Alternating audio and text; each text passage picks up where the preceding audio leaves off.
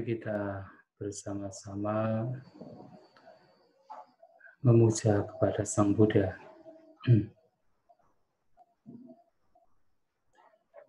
Namo tassa bhagavato arahato sama sambuddhassa. Namo tassa bhagavato arahato sama sambuddhassa. Namo tassa bhagavato arahato sama sambuddhassa. Kalena dhamma sakkaca etam manggalam tamang, membahas dhamma pada saat yang sesuai, itulah berkah utama. Ya, kepada Samanera Pisaranu, para Romo Ramani yang mungkin hadir melalui Zoom ini, Bapak Ibu Saudara-saudari sekalian, selamat malam semuanya. Terpujilah Sang Buddha, Namo Buddhaya. Ya, mudah-mudahan suaranya bisa didengar. Karena di daerah Mendut bisa ya, karena di daerah Mendut lagi ada hujan. Nah, biasanya di sini sinyal kurang bagus. Ya. Bapak Ibu Saudara-saudari sekalian, seperti yang telah disampaikan bahwa tadi oleh Samanera Pisaranu, malam ini kita akan berbicara tentang Samadhi Sutta atau khutbah tentang pandangan benar. Khutbah ini terdapat dalam Majjhima Nikaya, terutama khutbah nomor 9. Ya, jadi masih di dalam bagian mula Pariyaya Wagga yang pertama. Seperti yang kita ketahui bahwasanya dalam ajaran Buddha, di antara 3 jenis perbuatan, ucapan, perbuatan jasmani, dan juga pikiran, pikiran adalah yang terpenting. Pikiran adalah yang paling harus dipertimbangkan. Mengapa? Karena pikiran adalah pelopor. Pikiran adalah pendahulu. Pikiran adalah pemimpin dan pembuat. Manu pubanggama dhamma, malu siddha, malu maya. Dan jikalau pikiran kita berisi dengan pikiran-pikiran negatif yang kotor, maka ucapan dan perbuatan jasmani juga sama, mengikuti. Manasacik badudena basatiwa karutiwa. Tetapi sebaliknya, kalau pikiran kita berisi dengan bentuk-bentuk pikiran yang positif, yang baik, bermanfaat, maka ucapan dan perbuatan juga sama. Oleh sebab itu, pikiran itu menjadi sangat penting. Oleh sebab itu, di dalam sutta lain seperti Dewadaka Sutta, nah ketika ada seorang pertapa dari Jaina mengatakan bahwa di antara 3 jenis perbuatan, mereka menggunakan istilah danda, 3 jenis hukuman, yaitu ucapan, jasmani, dan juga pikiran. Dan mereka mengatakan yang paling bertanggung jawab atas semua bentuk perbuatan adalah jasmani. Sang Buddha berkata lain. Sang Buddha menekankan bahwa pikiran yang paling bertanggung jawab. Karena pikiran inilah yang memelopori, mendahului segala sesuatu. Termasuk utamanya ucapan dan perbuatan jasmani. Maka di dalam sutta lain, Samyutta Nikaya, ada satu pernyataan yang dikatakan cittena niyati loko. Bahwa dunia ini diarahkan oleh pikiran. Cittena niyati loko. Ya tentu dunia di sini mengacu pada dunia pengalaman kita. Apapun yang kita alami, semua itu ya bermula dari pikiran atau diarahkan oleh pikiran. Oleh sebab itu, pikiran menjadi penting. Dan oleh karena itu pula, maka karena pikiran itu penting, pikiran itu adalah pelopor, pendahulu, pembuat dari segala bentuk yang kita alami, maka kita tentu harus, setelah mengetahui demikian, harus bagaimana kita menjaga pikiran kita, merawat pikiran kita. Yang salah satunya adalah kita harus mengisi pikiran kita dengan pandangan-pandangan yang benar, atau dengan samadhi. Karena kalau kita memiliki micadidi, pandangan yang salah, nah seluruh dari perbuatan kita nanti juga menjadi salah. Karena itu berkaitan dengan pikiran kita. Kalau pikiran kita salah, nanti semua hal yang kita jalani menjadi salah. Kalau pikiran kita benar, pandangan kita benar, semua hal yang kita jalani juga menjadi benar. Maka samadhi ini, pandangan benar ini, seperti kalau kita melakukan perjalanan yang penuh dengan rintangan, penuh dengan bahaya, misalnya kita pergi ke hutan yang banyak bahaya di sana sini ada binatang liar, ada jurang, ada pepohonan yang berduri dan sebagainya. Ya, samadhi ini seperti map, seperti petunjuk, seperti guide yang baik, yang membawa kita sesuai dengan destinasi tujuan dengan cara menghindari berbagai macam rintangan yang ada. Tetapi kalau micadidi seperti map juga, seperti petunjuk juga, tetapi petunjuk yang salah. Bukannya kita mencapai tujuan yang kita inginkan, nah dalam sebuah perjalanan yang penuh dengan bahaya, kita diarahkan ke jalan yang salah. Diarahkan ke jurang, masuk jurang. Nah, maka samadhi itu sangat penting untuk kita miliki. Nah, di dalam samadhi sutta, sebenarnya samadhi sutta ini dikhotbahkan oleh bukan Sang Buddha, tetapi oleh Bhante Sariputta.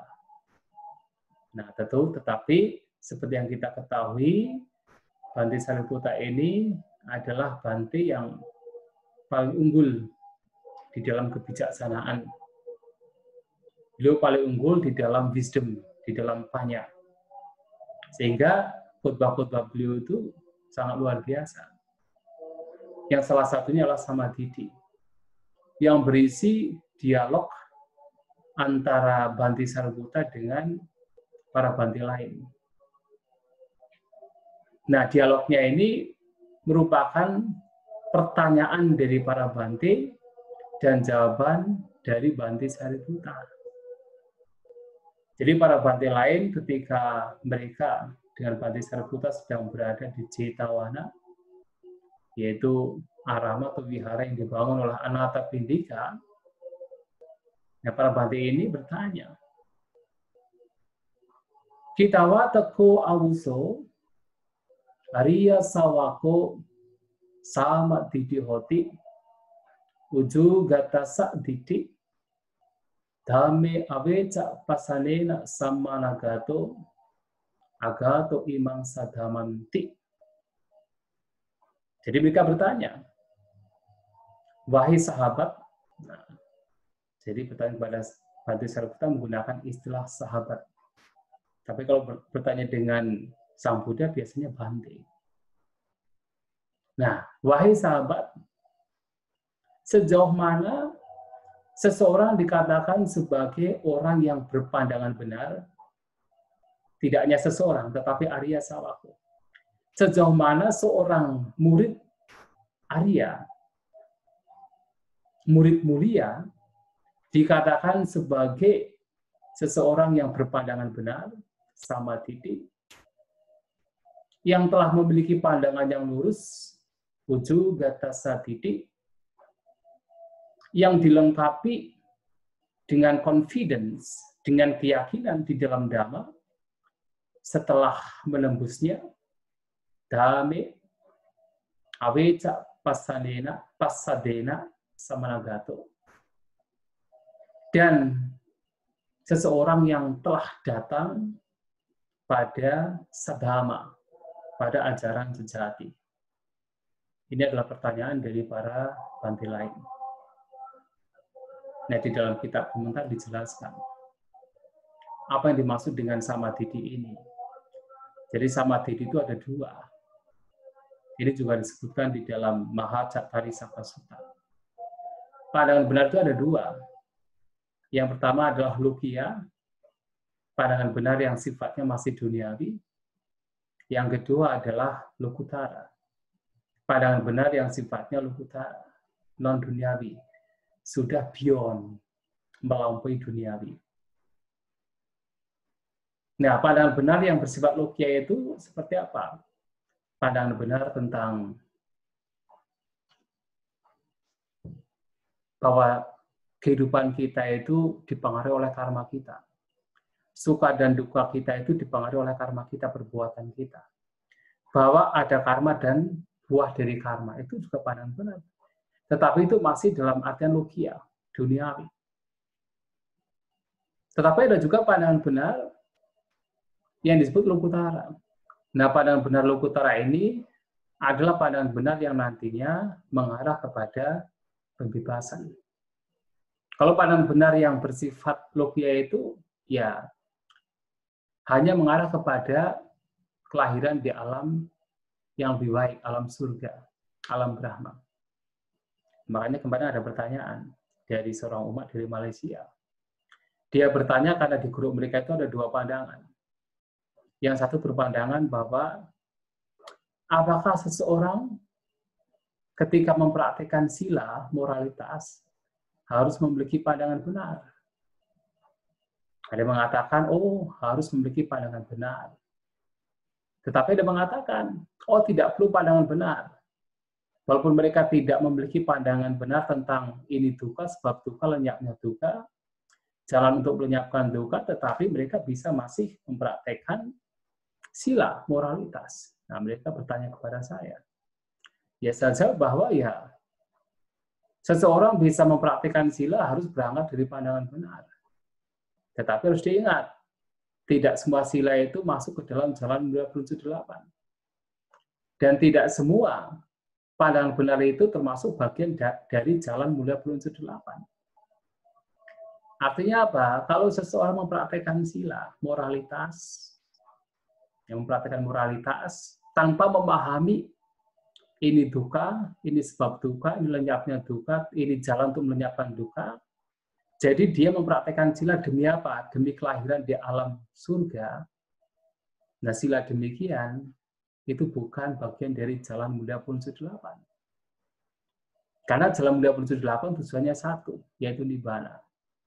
Dan tentu orang bisa mempraktikkan sila walaupun tidak memahami 4 kebenaran mulia. Memahami ada hukum karma saja, yaitu adalah pandangan benar, tetapi bukan samadhi yang bersifat lokutara. Tetapi kalau seseorang mengatakan, apakah seseorang boleh bisa mempraktikkan sila demi pencapaian nibbana tanpa ada pandangan benar? Ya tidak bisa. Harus punya pandangan benar. Harus memahami bahwasanya sila yang dipraktikkan itu bertujuan untuk pelenyapan kotoran batin. Oleh sebab itu, samadhi di sini dalam hal ini tentu penting untuk dimiliki. Nah, lantas pertanyaannya adalah samadhi yang ada di dalam samadhi sutta ini termasuk lokiya atau lokutara? Nah, samadhi yang ada di samadhi sutta ini termasuk lokutara. Jadi bukan lokiya. Jadi pandangan benar yang nantinya mengarah kepada ketika dikembangkan, dipraktekkan, itu mengarah kepada lenyapnya kotoran batin, mengarah kepada pembebasan. Maka berbeda.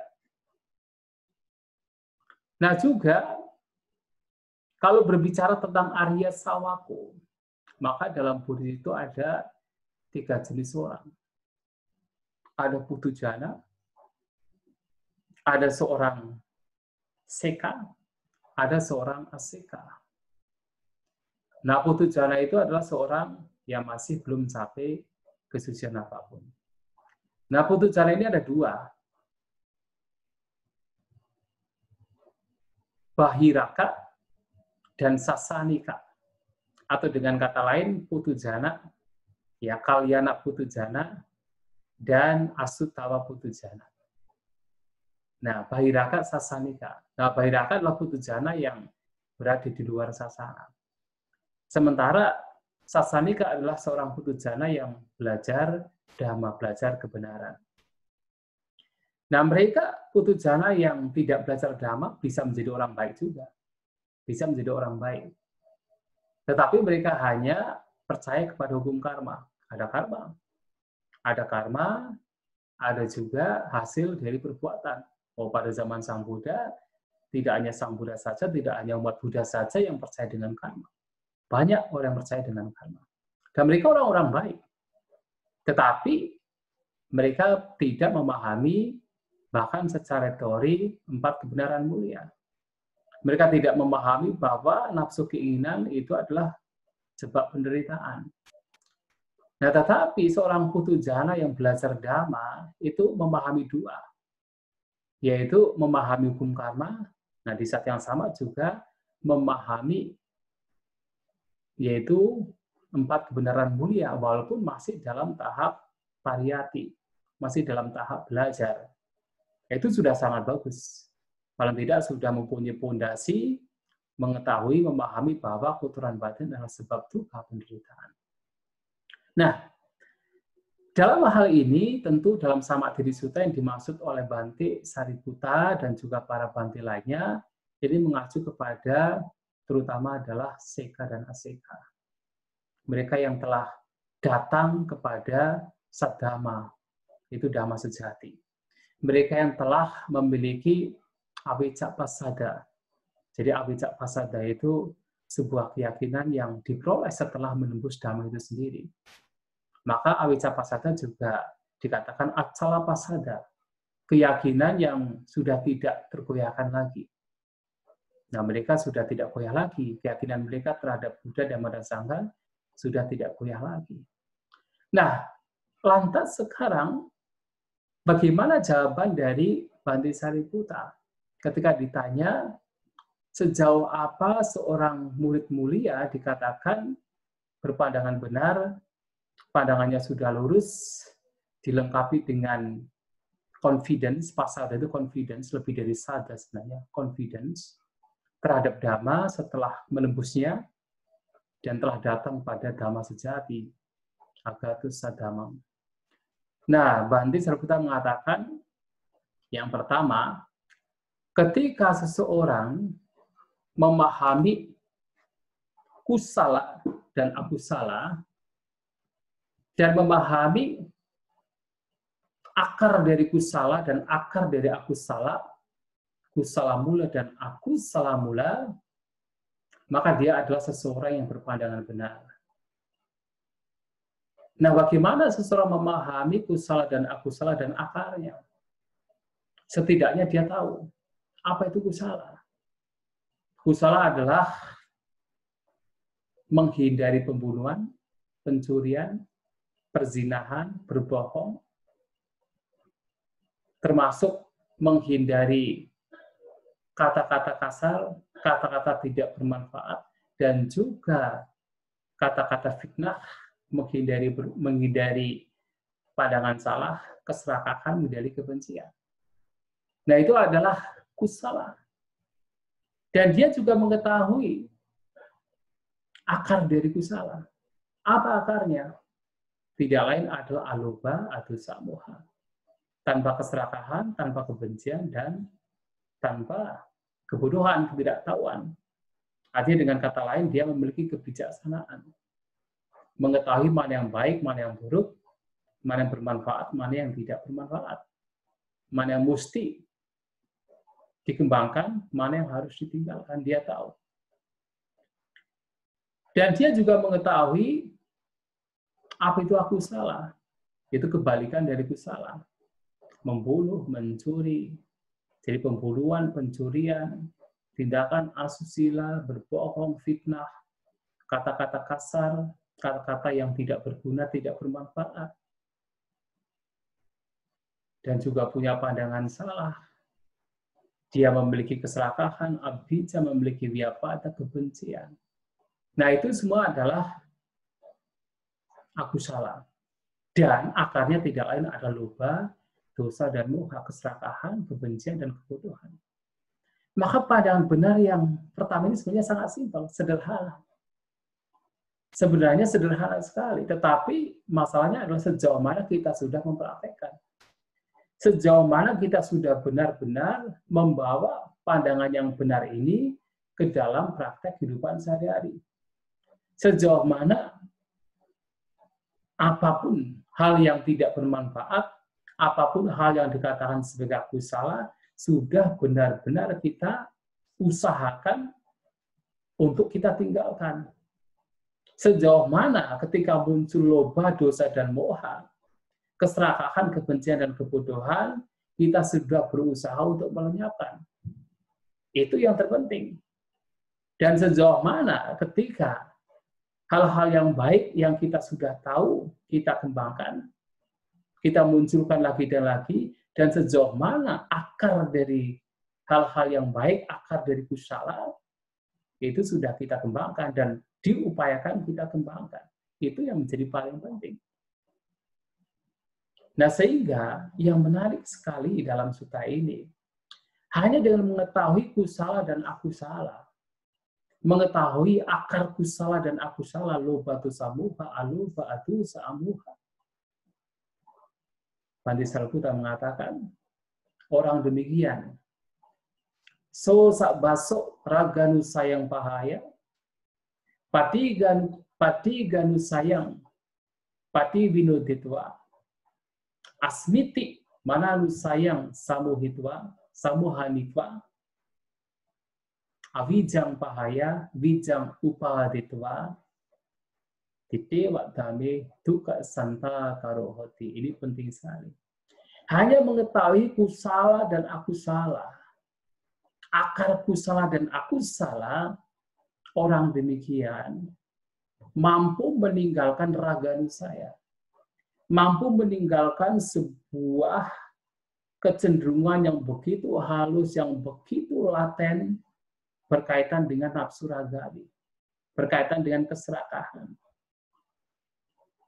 Orang demikian juga mampu membersihkan batinnya dari patiganusaya, sebuah kecenderungan yang begitu halus, begitu laten, berkaitan dengan patiga, kebencian, ketidaksukaan.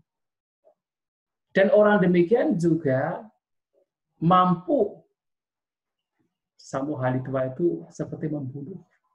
Dalam artinya mampu menghancurkan sebuah kecenderungan yang begitu halus berkaitan dengan mana.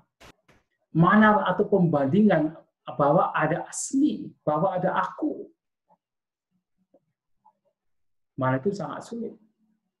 Kalian mengatakan mana itu kesombongan. Tidak hanya kesombongan. Mana itu adalah pembandingan. Berangkat dari akar kata man, to measure. Untuk mengukur, untuk membandingkan.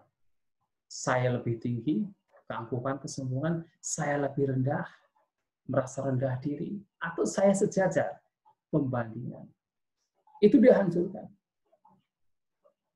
Dan juga meninggalkan avijja, ketidaktahuan, memunculkan vijja, pengetahuan. Vijja adalah pengetahuan tentang duka, sebab duka, lenyapnya, dan jalan untuk melenyapkan duka. Dan orang demikian, ditewa dame duka santa karohati. Orang demikian akan mampu membuat akhir dari duka penderitaan di sini dan sekarang di dewa dame. In this very life.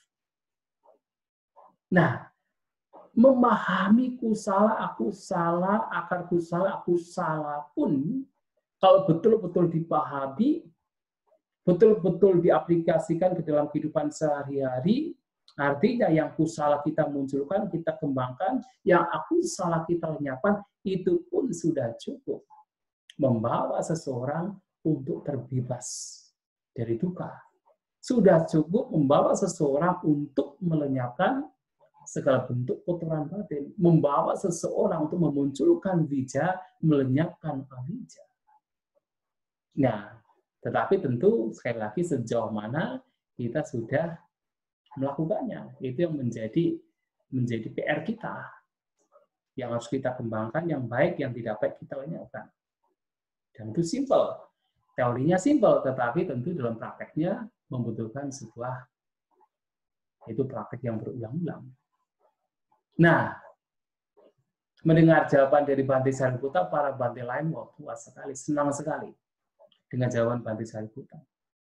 Tetapi mereka masih bertanya lebih lanjut, ada tidak cara lain untuk memahami bahwa seorang Arya Sawaka dikatakan telah berpandangan benar, pandangannya lurus, dilengkapi dengan avijja passada di dalam Dhamma, yaitu confidence yang di dalam Dhamma setelah menembus, dan juga agato saddhamma, telah datang pada Dhamma sejati. Bhante Sariputta menjawab, oh ada cara lain. Caranya apa? Nah, di situ beliau mengatakan, ketika seorang memahami apa itu ahara,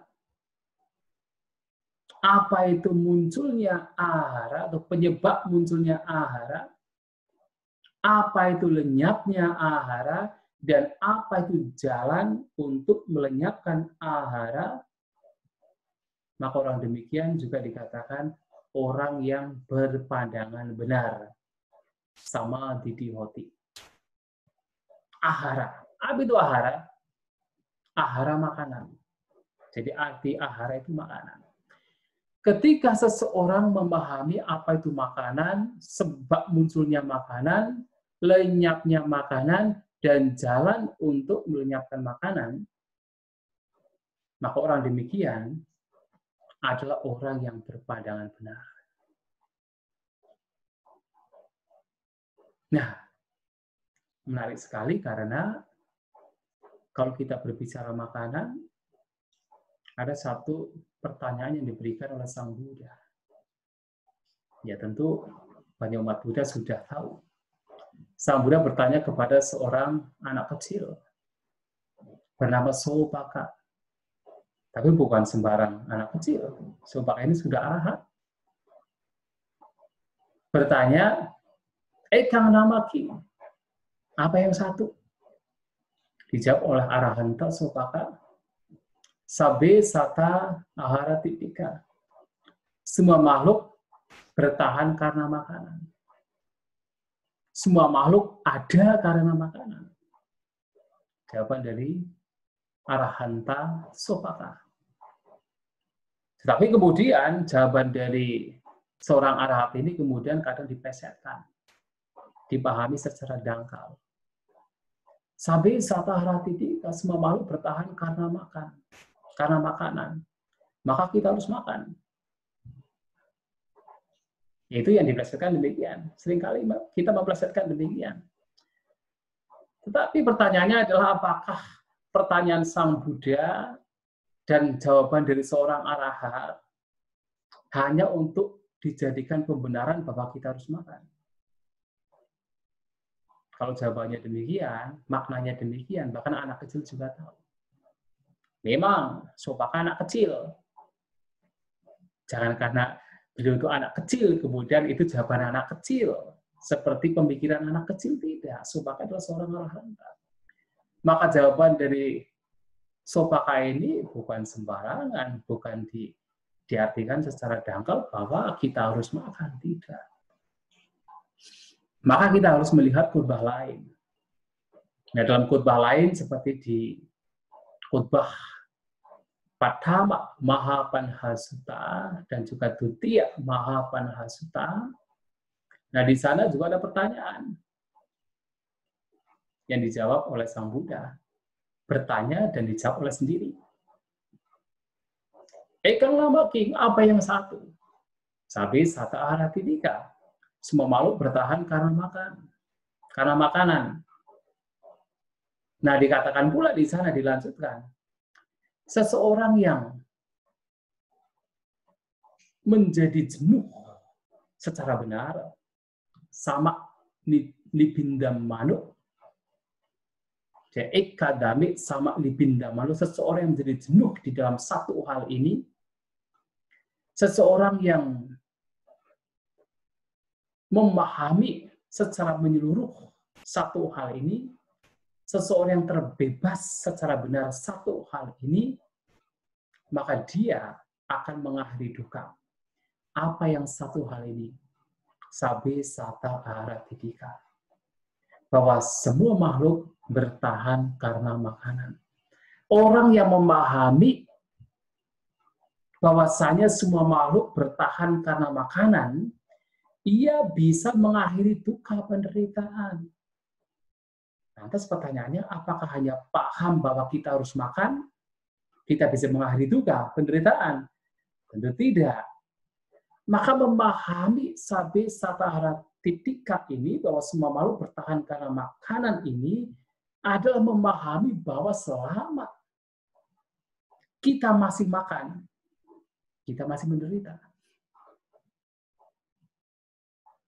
Semua makhluk bertahan karena makanan. Selama seseorang masih mendapatkan sokongan, support dari makanan, maka dia menderita. Dia masih harus bertumbuh lahir. Dia tidak terbebas dari lingkaran tumbuh lahir. Sehingga ketika memahami dengan benar, nah seseorang bisa terbebas dari tumbuh lahir. Nah, sehingga makanan di sini harus diingat, makanan di sini tidak hanya sekedar makanan fisik yang membuat seseorang bertahan, membuat seseorang terus bertumbuh lahir, membuat seseorang terus mengalami duka penderitaan. Nah, makanan di sini dalam sama didik sutta, ketika dikatakan seseorang harus memahami apa itu makanan, maka ada 4 jenis makanan. Yang pertama, kabalingkara ahara, olarikawa sukuma.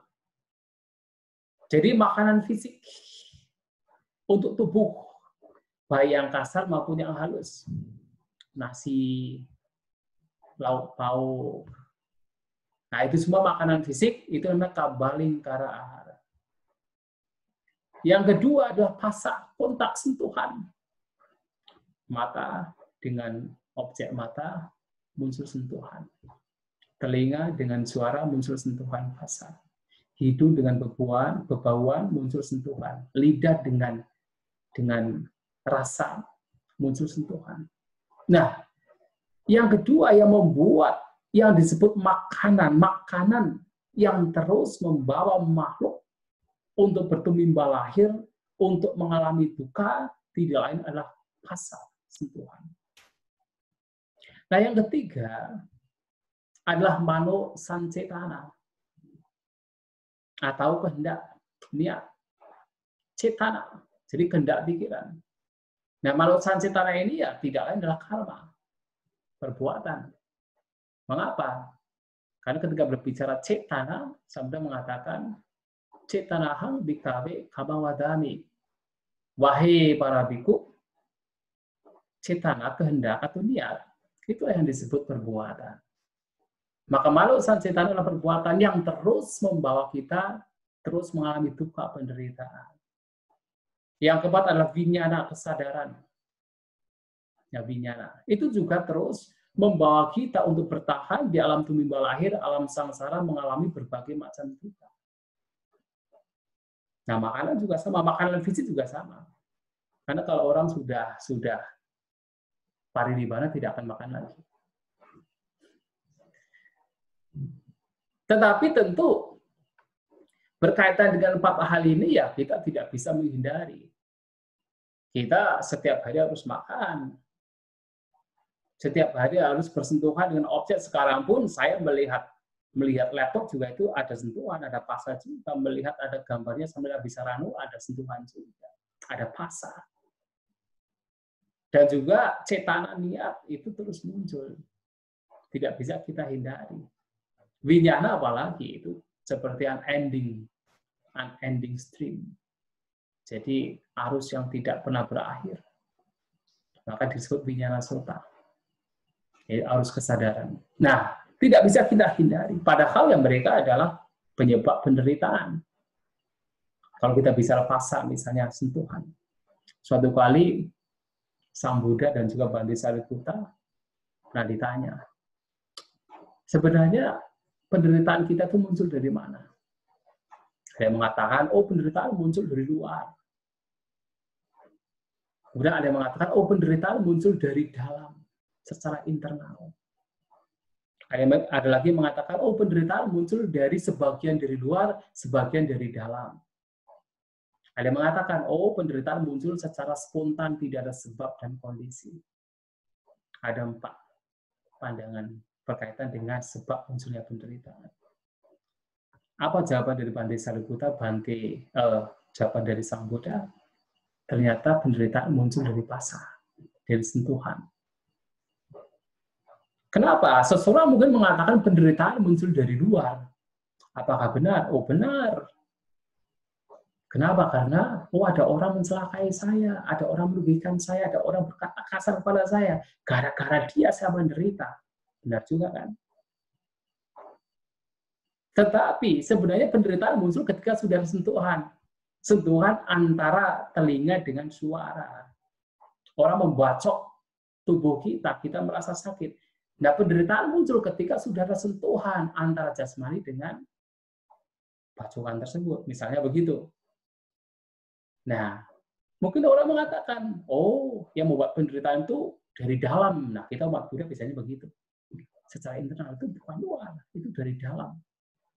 Karena muncul kebencian, muncul ketidaksukaan, maka saya menderita. Benar juga.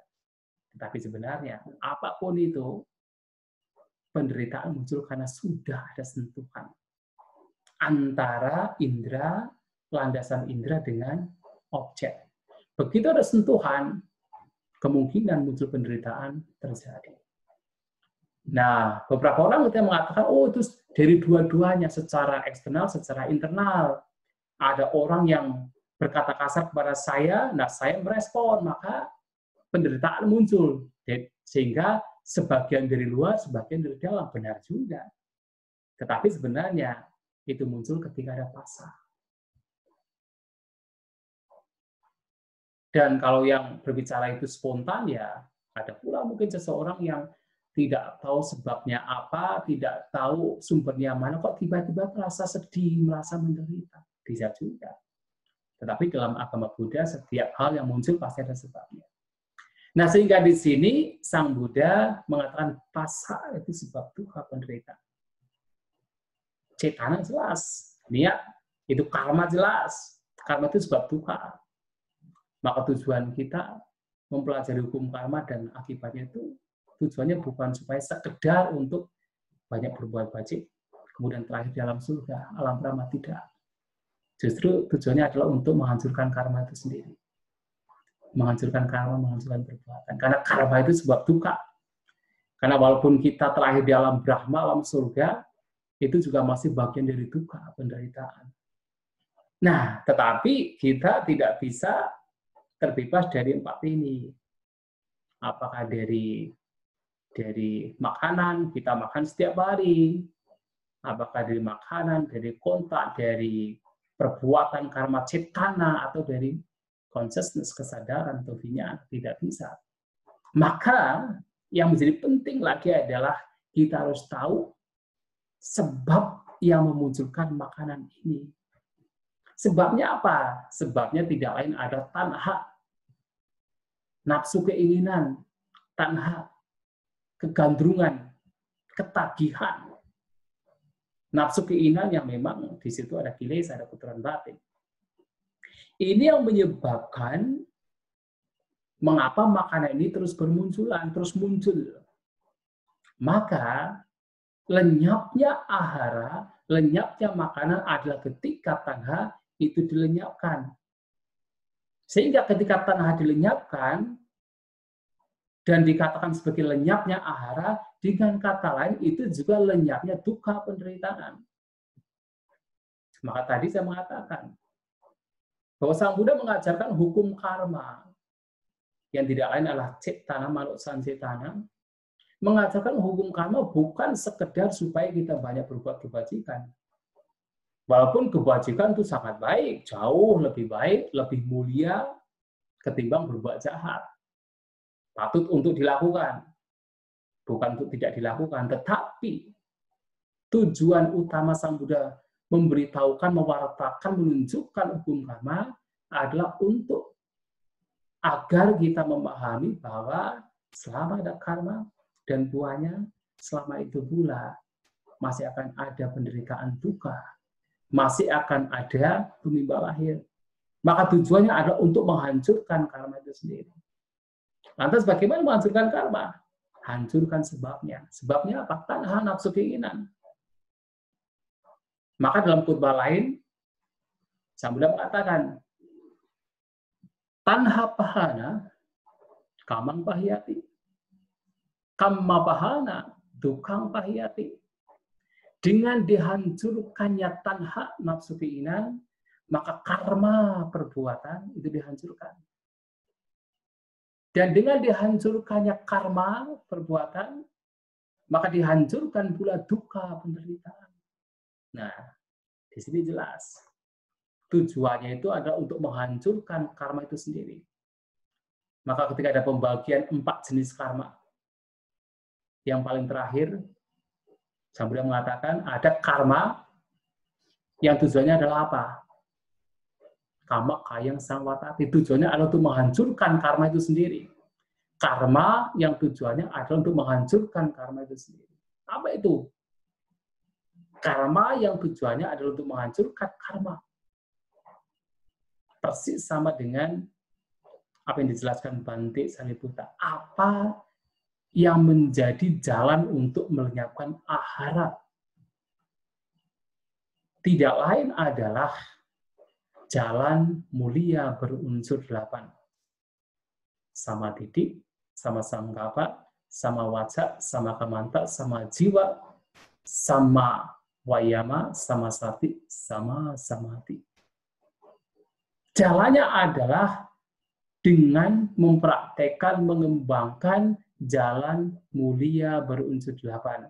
Ini adalah jalan untuk menghancurkan tanha, untuk melenyapkan tanha, termasuk di dalamnya untuk melenyapkan duka penderitaan, dengan kata lain untuk melenyapkan ahara. Maka di sini yang harus dihandle itu bukan makanannya. Kita tidak bisa terbebas dari makan. Bukan pasannya kita akan terus bersentuhan dengan objek. Bukan manusan citana, ya niat itu masih ada. Dan bukan binyana, karena kita akan terus, kesadaran kita akan terus mengalir. Tetapi yang harus kita handle adalah tanahnya, nafsu keinginannya.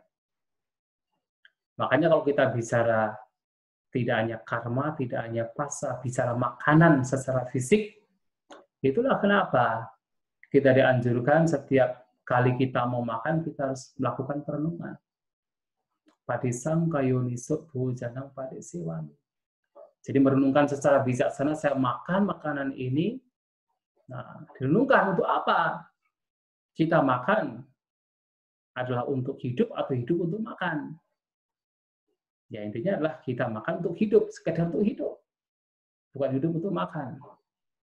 Nah, sehingga makan bukan untuk kesenangan, bukan untuk pemabukan, bukan untuk mempercantik, memperindah diri, tetapi ini sekedar untuk melangsungkan hidup, untuk melangsungkan tubuh ini, untuk membantu kehidupan permurah rohlami, kami untuk membantu kehidupan luhur, brahmacharya nugahaya. Dan makan hanya sekedar untuk apa? Menghilangkan rasa sakit yang lampau karena lapar, tetapi juga tidak untuk menimbulkan sakit yang baru karena kekenyangan. Maka makan tidak sampai harus kenyang sekali. Hanya sekedar untuk melangsungkan hidup. Nah, dengan perenungan yang bijaksana ini, ketika makan yang kalau kita tidak ada perenungan, kotoran batin bisa muncul, apakah itu keserakahan, apakah itu kebencian, serakah ketika makanan itu selera dengan mulut lidah kita, Kebencian muncul karena kita tidak suka dengan makanan yang disuguhkan, tetapi kalau kita melakukan perenungan dengan bijaksana, kotoran batin itu tidak muncul. Dan itulah bagaimana kita menghandle tanha yang muncul karena makanan. Nah, itu yang kita lakukan. Maka ketika berbicara ahara, makanan ini bukan ketika Sang Buddha mengatakan dan juga Sopaka mengatakan sabisata haratitika, semua makhluk bertahan karena makan, itu bukan untuk menjadi pembenaran bahwa kita harus makan, itu makna yang dangkal sekali. Tetapi justru gara-gara makanan, kita manusia, kita makhluk, terus mengalami penderitaan. Lantas bagaimana kita menghandle-nya sementara kita tidak bisa terbebas dari makanan? Dalam artian, selama kita hidup, kita masih harus makan. Maka kita harus menghandle-nya, yaitu sebab mengapa muncul makanan, yaitu nafsu keinginan tanha. Itu harus kita handle, yang harus kita lenyapkan. Dengan apa? Dengan jalan mulia prinsip 8. Maka di sini yang menjadi penting intinya adalah bagaimana kita mengembangkan jalan mulia prinsip 8. Untuk memahami makanan, melenyapkan sebab makanan, untuk merealisasi lenyapnya makanan. Dengan kata lain, makanan adalah duka, penderitaan. Nah, ini yang kedua. Nah, kemudian ketika mendapatkan jawaban demikian, para Bhante berbahagia, puas dengan jawaban Bhante Sariputta. Tetapi mereka masih bertanya, ada tidak cara lain agar seseorang bisa mendapatkan pandangan benar, bisa dikatakan sebagai orang berpandangan benar, yang pandangannya sudah lurus. Nah, kemudian Bhante Sariputta mengatakan, ada cara lain. Caranya apa? Caranya adalah ketika seseorang memahami apa itu duka, apa itu sebab duka, apa itu lenyapnya duka, apa itu jalan untuk melenyapkan duka, maka orang demikian dikatakan orang yang memiliki pandangan benar, samadhi, orang yang pandangannya lurus, ujugatassadidi, orang yang memiliki keyakinan yang di dalam dhamma yang sudah tidak tergoyahkan, dhammi aweca tasadena samanagato, dan orang yang telah datang ke dalam dhamma yang sejati, agato sadhamma. Nah, harus memahami dengan kata lain 4 kebenaran mulia. Ya, kalau kita bicara tentang 4 kebenaran mulia, wah jelas. Biasanya ketika Sang Buddha berbicara tentang samadhi, definisi samadhi biasanya mengacu pada 4 kebenaran mulia, memahami apa itu duka, sebab duka, lenyapnya duka, dan jalan untuk melenyapkan duka. Di banyak khotbah, definisi samadhi adalah pemahaman berkaitan dengan 4 kebenaran mulia. Karena kalau kita melihat keseluruhan ajaran Sang Buddha, apa yang Sang Buddha ajarkan tidak lain adalah 4 kebenaran mulia. 4 kebenaran mulia adalah inti dari ajaran Sang Buddha. The essence of Buddhism is the Four Noble Truths. Oleh karena itu, pernah suatu kali Sang Buddha berkata kepada para siswa beliau, Bube cahang bikawe, etarahica, dukan cak panyapemi, dukan nirudanca. Wahai para biku, dari dulu sampai sekarang, saya hanya mengajarkan 2 hal. Saya itu Sang Buddha, bukan saya. Sang Buddha ya. Saya mengajarkan 2 hal saja. Dukan cak panyapemi, dukan nirudanca. Saya mengajarkan duka dan lenyapnya duka. Hanya 2. Yang 2 ini kalau dijabarkan ya tentu adalah 4. Yaitu 4 kebenaran mulia. Maka ajaran Sang Buddha itu dari zaman dulu sampai sekarang, selama beliau mengajarkan Dhamma 45 tahun. Yang diajarkan beliau tidak lain adalah 4 kebenaran mulia. Walaupun banyak poin dhamma, ada tilakkana, ada padicca samuppada, ada hukum karma, ada meditasi samatha vipassana, ada analisa tentang pancakanda, sebagainya, banyak sekali poin dhamma. Tetapi sebenarnya semua poin dhamma yang diajarkan Sang Buddha itu diajarkan demi agar seseorang memahami 4 kebenaran mulia. Semua pada akhirnya berujung pada pemahaman 4 kebenaran mulia. Sang Buddha mengajarkan tentang padicca samuppada untuk apa? Agar seseorang memahami 4 kebenaran mulia. Sehingga walaupun padicca samuppada sebab musabab yang saling bergantungan, itu bisa digunakan untuk menjelaskan segala sesuatu, segala fenomena bisa dijelaskan melalui hukum padicca samuppada. Tetapi Sang Buddha hanya menggunakan padicca samuppada untuk menjelaskan apa itu dukkha dan apa itu lenyapnya dukkha. Itu saja. Termasuk hukum karma juga. Tadi saya mengatakan bahwa hukum Sang Buddha menunjukkan hukum karma bukan sekedar supaya kita banyak berbuat kebajikan, walaupun itu baik, walaupun itu bermanfaat, walaupun itu mulia, jauh lebih mulia dari yang tidak berbuat kebajikan. Tetapi itu bukan tujuan utama. Tujuannya adalah untuk memahami bahwa karma itu adalah dukkha. Lenyapnya karma adalah lenyapnya dukkha. Kamang pahiyati, dukkang pahiyati. Kamang pahana, dukkang pahiyati. Lenyapnya karma adalah lenyapnya dukkha, penderitaan. Nah, sehingga apapun yang diajarkan Sang Buddha adalah untuk pemahaman 4 kebenaran mulia. Nah, sehingga dalam banyak khutbah, Sang Buddha sering mengingatkan para siswa beliau. Beliau mengingatkan, Caturang bhikkhave sacana, analu buddha apadiveda, ewa midang digamadana, sangsaritang sandhavitang, mamancewa tumhakanca. Wahai para biku, karena tidak memahami, tidak menembus 4 kebenaran mulia, 4 kebenaran, di sini mengacu pada 4 kebenaran mulia,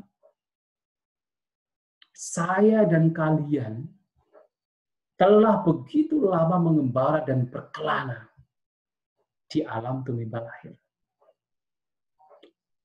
Tidak memahami 4 kebenaran mulia inilah yang membuat makhluk-makhluk terus mengalami duka, mengalami penderitaan di alam tumimba lahir. Tidak mampu mengakhiri duka. Sehingga, mau tidak mau, kalau kita ingin terbebas dari duka, kita ingin terbebas dari tumimba lahir, kita ingin terbebas dari alam samsara, maka kita harus memahami 4 kebenaran mulia. Kita harus memahami apa itu duka, apa itu sebab duka, apa itu lenyapnya duka, apa itu jalan untuk melenyapkan duka. Yang tidak lain, duka tidak lain adalah selama kita masih memiliki pancu padana kanda duka. Selama 5 kukusan ini masih menjadi objek kemelekatan, selama jasmani, perasaan, persepsi, bentuk-bentuk pikiran dan kesadaran kita masih menjadi objek kemelekatan, masih di dalamnya ada candaraga, ada keinginan dan ada nafsu ragawi, maka itulah yang disebut sebagai dukkha, penderitaan. Tetapi dukkha ini muncul karena apa? Muncul karena tanha, nafsu keinginan. Muncul karena kegandrungan tanha. Ya yang tanha punubhavika nandiraga sahagata tatra binanti. Disebabkan karena tanha yang disertai oleh kesenangan dan nafsu ragawi untuk mencari kenikmatan ke sana kemari, maka seseorang mengalami dukkha, penderitaan. Karena di sini bisa tanha terhadap keinginan untuk menikmati kesenangan indrawi, atau keinginan untuk bertahan, untuk bertumbal lahir. Makanya tadi saya mengatakan bahwa tumbal lahir itu penderitaan, bahwa ketika melakukan berbagai macam karma yang itu hasilnya adalah tumbal lahir, itu adalah penderitaan juga. Dan itu bagian dari bawah tanah. Dan juga keinginan untuk menolak. Ada kebencian, ketidaksukaan terhadap sesuatu, termasuk terhadap sebuah kelahiran. Itu juga bagian dari tanah. Dan itu adalah sebab duka penderitaan. Lantas bagaimana melenyapkan duka? Apa itu lenyapnya duka? Ya tidak lain ketika tanha, nafsu keinginan itu dilenyapkan. Tanhaya tasaya wa tanhaya ase sabira ganinuda. Dengan padamnya, lenyapnya secara total tanha nafsu kina ini, maka duka penderitaan juga dilenyapkan. Dan apa jalannya untuk melenyapkan duka? Tidak lain adalah sama. Jalan mulia berunsur 8. Mengembangkan pandangan benar itu sendiri, kemudian mengembangkan sama sangkapan, pikiran benar, sangkapa intention, right intention, mengembangkan ucapan benar, perbuatan benar, mata pencaharian benar, upaya benar, perhatian dan konsentrasi benar. Itu yang menjadi jalan yang membawa kepada lenyapnya duka penderitaan. Nah, jalan mulia berunsur 8 ini adalah jalan yang membawa kita untuk memahami apa itu duka, membawa kita untuk melenyapkan sebab duka, membawa kita untuk merealisasi lenyapnya duka. Itu jalan mulia berunsur 8. Nah, oleh sebab itu, 4 kebenaran mulia ini juga menjadi penting untuk kita pahami. Dan apalagi ini adalah inti dari ajaran Sang Buddha. The essence of Buddhism, the core of Buddhism, inti dari ajaran Sang Buddha tidak lain adalah 4 kebenaran mulia ini. Maka kita harus memahami. Karena segala sesuatu yang diajarkan Sang Buddha, pada puncaknya, pada ujungnya, adalah untuk memahami 4 kebenaran mulia. Bahkan, memahami kusala, akusala, memahami apa itu ahara yang telah disebutkan di atas, itu adalah demi untuk memahami 4 kebenaran mulia. Nah, kemudian mendapatkan jawaban dari Bhante Sariputta, wah, mereka bahagia, mereka puas. Para Bhante lain merasa puas, merasa bahagia. Tetapi mereka belum cukup. Walaupun sudah bahagia, sudah puas, mereka belum cukup. Masih bertanya lagi. Ada tidak cara lain untuk memahami seorang Arya Sawaka, memiliki pandangan yang benar, yang pandangannya lurus, yang dilengkapi dengan confidence di dalam Dhamma setelah menembusnya avijja pasada, dan yang telah datang pada Dhamma sejati. Nah, Bhante Sariputta memberikan jawaban lagi. Oh, kalau saya jelaskan akan panjang lagi. Artinya sudah 1 jam. Nah, tetapi intinya adalah jawaban-jawaban dari Bhante Sariputta mengacu kepada setiap faktor dari dwadasa angga padijja samuppada. 12 sebab musabab yang saling bergantungan. Seseorang harus memahami apa itu jara marana, apa sebab munculnya jara marana, apa lenyapnya jara marana, dan apa jalan untuk melenyapkan jara marana. Apa itu jara marana? Ketuaan dan kematian. Kita memahami ketuaan dan kematian berkaitan dengan batin dan jasmani kita, terutama jasmani kita. Ketuaan dan kematian dari jasmani kita. Sebab mengapa kita mengalami jara marana? Tidak lain adalah karena apa? Karena jati kelahiran. Karena kita lahir, maka kita mengalami usia tua dan kematian. Kalau tidak ada kelahiran, tidak mengalami usia tua dan kematian. Lantas bagaimana lenyapnya usia tua dan kematian? Ya ketika kelahiran lenyap, ketika jati itu lenyap. Jalannya apa? Sama. jalan mulia berunsur 8. Ini adalah jalan yang mampu melenyapkan jara marana usia tua dan kematian. Nah, kemudian ditanya lagi, setelah puas pun masih tanya lagi, ada tidak cara lain? Oh, ada. Ketika seseorang memahami apa itu jati, apa itu sebabnya, apa itu lenyapnya, dan bagaimana jalan untuk melenyapkan, seseorang dikatakan memiliki pandangan yang benar, yang pandangannya sudah lurus. Nah, apa itu jati kelahiran? Ya, kelahiran di berbagai macam kelahiran. Sebab munculnya jati itu apa? Oh, ada bahwa. Lantas lenyapnya kelahiran itu apa? Ketika bahwa kemenjadian itu lenyap. Jalannya apa? Sama. Jalan mulia berunsur 8. Nah, turun. Ya, Bapak Ibu pasti sudah hafal. Padijak semupada dua dasa, anggap padijak semupada 12 sebab musabab yang saling bergantungan. Kemudian di akhir tidak berhenti pada awija. Ternyata ditanya juga, ada tidak jalan lain untuk memahami orang berpandangan benar? Oh, ada. Ketika seseorang memahami apa itu awija, apa itu sebab awija, apa itu lenyapnya awija, dan apa itu jalan untuk melenyapkan awija. Nah, biasanya kan kita ketika berbicara padijak semupada hanya berhenti pada awija, tapi tidak menelusuri apa yang menyebabkan awija. Awija itu seakan-akan yang pertama, tapi tidak tahu bahwa ada penyebab awija juga. Nah, dalam Sama Dini Sutta disebutkan ada penyebab awija. Awija itu apa? Ya, tidak mengetahui 4 kebenaran mulia. Apa penyebab awija? Tidak lain adalah asawa. Asawa itu kotoran batin yang sudah melekat erat, sulit untuk dihilangkan. Asawa itu gimana ya diterjemahkan? Asawa itu dari akar kata saw.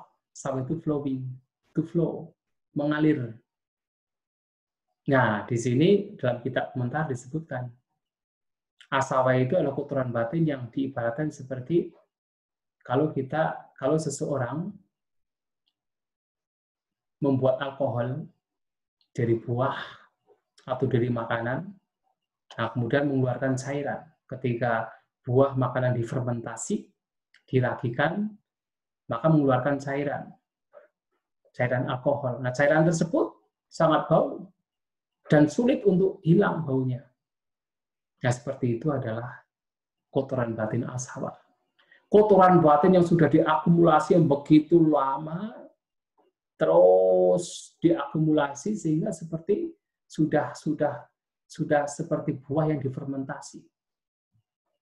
Jadi sudah mengalir yang sulit untuk dilenyapkan, itu asawa. Nah, penyebab munculnya awija tidak lain adalah asawa. Untuk melenyapkan awija bagaimana? Lenyapkan asawa. Dan caranya bagaimana? Sama. Jalan mulia berunsur 8. Nah, lantas ditambah lagi, ada tidak cara lain untuk mengetahui seseorang punya pandangan benar? Oh, ada. Caranya apa?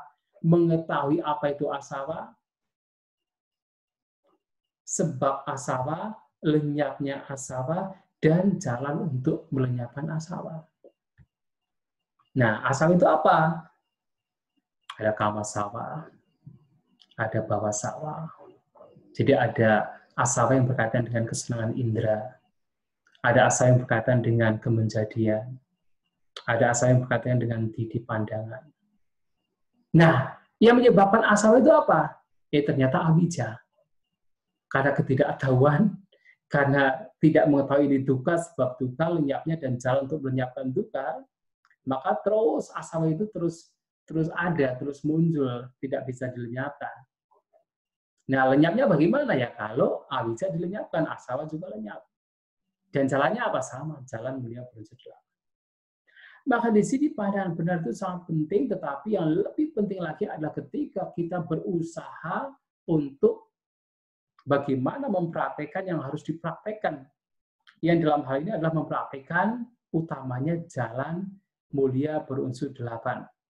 Kita harus mempraktekkan atau mengembangkan sama didik itu sendiri, kemudian sama sangkapa, sama waca, sama kamanta, sama ajiwa, wayama, sati, dan sama samati. Itu yang menjadi penting, yang harus kita kembangkan, kita munculkan, kita kultivasi di dalam kehidupan kita sehari-hari.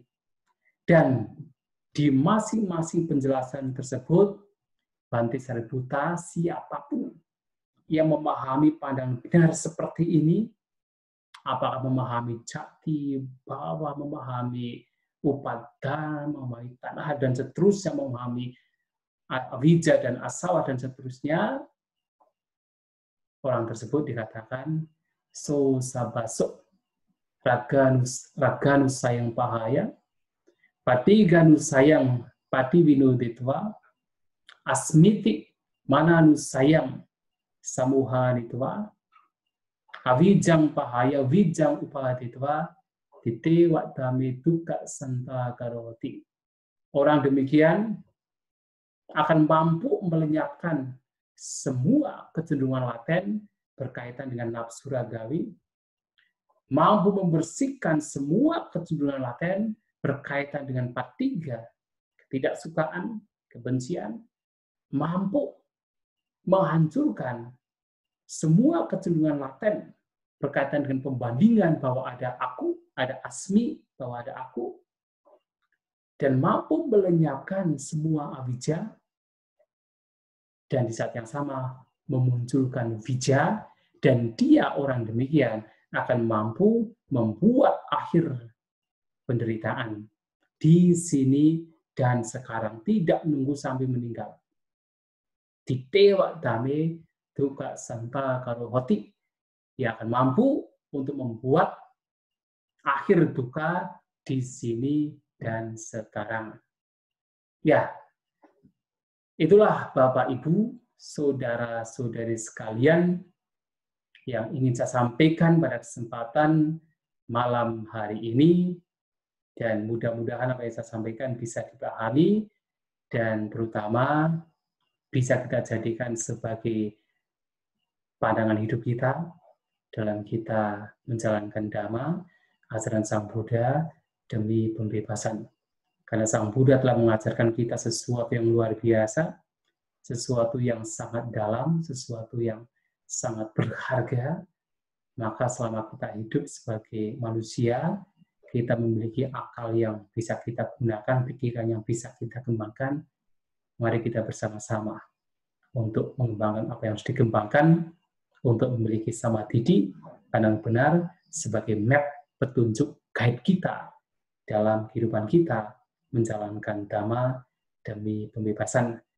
Semoga kita semua maju dalam Dhamma, sabi sata bhavantu sukitata, semoga semua makhluk berbahagia.